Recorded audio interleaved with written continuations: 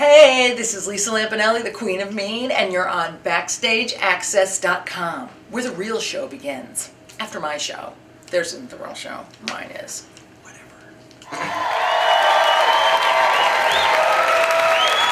Ladies and gentlemen, welcome comedy's lovable Queen of Mean, Miss Lisa Lampanelli! Welcome to the Seneca Niagara Casino, and you come obviously to the area a lot. And I have been to this area once a year, if that's a lot. Once a year is, It's quite enough for me. And that's one of the questions I have. What do you like to take out of the Buffalo Niagara area when you come here? I like to take a plane out of here because it's always snow and you people are crazy. And why my freaking agent decides to book me in January in Niagara Falls, yet enjoys putting me in Orlando in July, I have no idea. He's fired.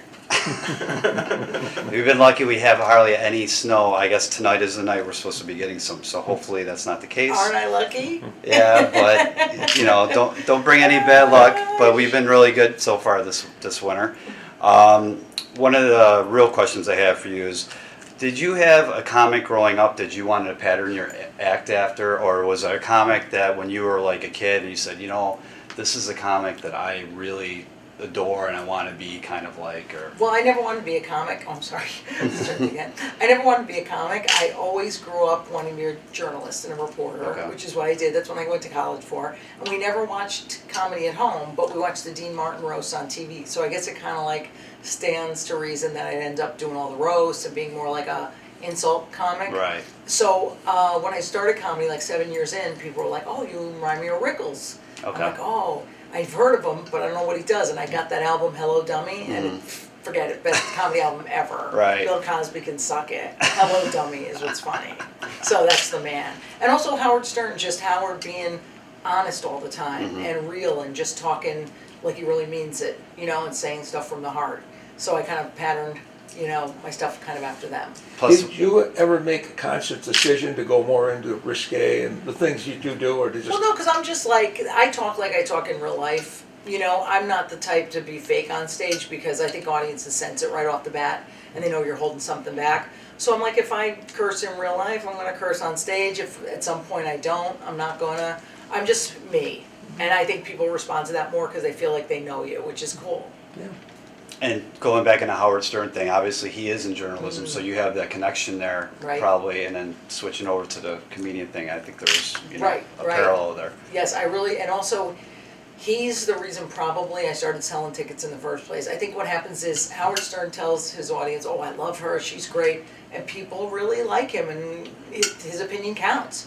So suddenly people started buying tickets to the show. I'm like, "Thank you, Howard Stern, Yeah. appreciate it." Do you have fun with what you're doing? Oh yeah, it's like, come on. I get up there, I talk a lot of crap for an hour and a half, and then I go home and I get paid. It's like, it's not an easy job, but it's like so much fun.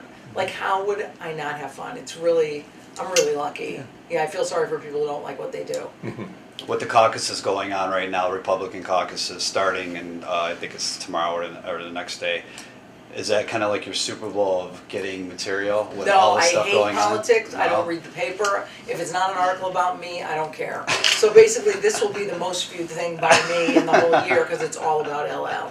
I cannot care less. I don't know who's running. I don't care. I have no kids, so it's like, kill the whole environment. I'm dying soon, so whatever. Do you ever get a hard time from any people who object to your material, or... Well, I wish I would more because I want more protests, Because if you protest more, you get more famous. But unfortunately, everybody knows I'm joking around, so they never rabble-rouse, so I'm kind of pissed. It's horrible. This is the year, supposedly, you were taking part in Celebrity Apprentice. Supposedly, but I can't say anything Okay. until about 4 days. I can neither confirm nor deny for 4 days. All right. After that, I will confirm or deny. Okay.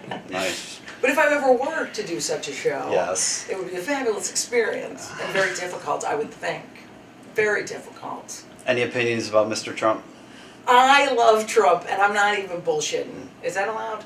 I'm not even BSing. I love Mr. Trump, and I'll tell you why. I roasted him twice, and the first time I was very scared of him because I was like, oh my God, he's so pompous, he's so rich, he's going to be a snob. He laughed at every single thing I said. I was like, oh, okay, he's cool. Because, I say some harsh stuff on the roast, Right. forget about it. Second time, boom, even bigger response. And every time I've seen him since, he's senile, so he's forgotten. He says how much he loves it, so he compliments me every time he sees me, which might be a lot. You never know. This year. I'll actually interject for a second. Who the hell asked you? John Jeffrey, who unfortunately was in an accident, couldn't be here today, from Rock Music Star. It was one of his questions, actually, was, of all the celebrity roasts you've done, which one's been your favorite and why? Oh, I will tell you something. Nothing against Donald Trump, I love him, but my favorite one was definitely Gene Simmons from Kiss, because there's so much wrong with him. And also, Gene Simmons does not even care what you're saying about him as long as he hears his name in the joke. Because he's such an egomaniac, he just wants to hear Gene Simmons, wah, wah, wah. It's like Charlie Brown's teacher. He does not care. It's like, oh, I'm going to laugh because there's my name again. I'm getting more famous and I'm getting richer. So he was the best because you could say anything and everything. And he laughs his ass off. Wonderful. Loved it. John also wanted to know, being a rock music reporter, just how you got into reporting music, particularly for Rolling Stone, and then what got you to transition over to comedy. Right. I loved the idea of interviewing celebrities. I loved the idea of interviewing my heroes, and I really liked those. I'm 50 years old, so I was a real prog rock fan in the 80s. I loved like Yes and Rush and Jethro Tull and all these dirty bands. So I end up interviewing everybody who's my hero, plus a bunch of retards who weren't, like Rat and Slaughter and Cinderella, really all the good ones.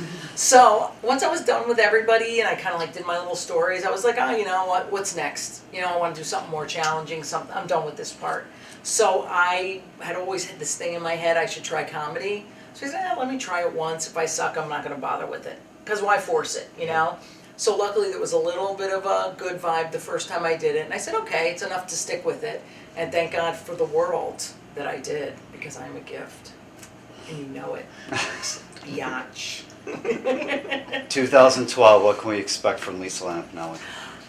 You could probably expect a lot of television time from an yet undisclosed, undisclosed opportunity on television. And also I'm doing a Broadway show. I have, Billy Crystal had a one-man show on Broadway called 700 Sundays, and the writer that approached me, and we started working on a one-person show for myself, and it's going to be on Broadway in the fall. So I'm really excited. And I want to do it like for years so I don't have to leave my freaking house. That's my motivation. And it's not stand-up. It's hilarious, but it's really about my life. And anybody who's Italian, had bad relationships, or weight problems is going to freaking love this. We're not even just Italian, Jewish, because Jews are Italians and blacks and Hispanics and gays. We're all the same. Ukrainians won't get it. When can we expect this? Fall of 2012. Okay.